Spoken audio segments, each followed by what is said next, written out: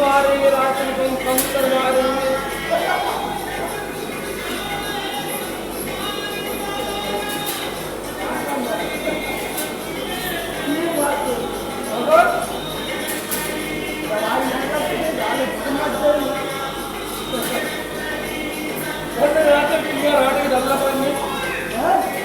Ration 12 से 11 बजे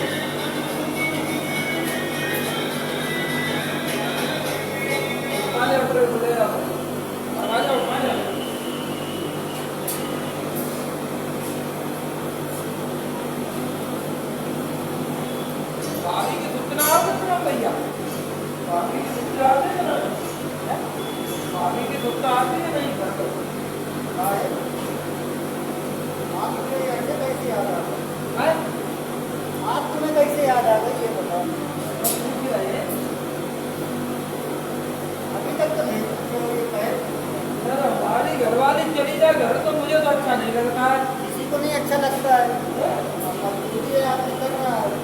तो मजाक ना सीरियस बात कह रहे भैया, सबको नहीं मुझे अच्छा साला लगता। रोना आता है, घर में कुछ दिखता ही नहीं है। बात तुम्ही दोरी डाली सबको अच्छा लगता है। मजबूरी में करता है ये तो बात है। घरवाली जब चली जाती है ना, हमारी घरवाली महीना 15 दिन के, हर वाली मुझे को साला छोड़ो, बावई हो जाती है यार। हर वाली को छोड़ो, बच्चों की याद बहुत आती है। बच्चों की ज्यादा आती होगी ना। हर वाली को अलग बात है। ये सही कह रहे हो।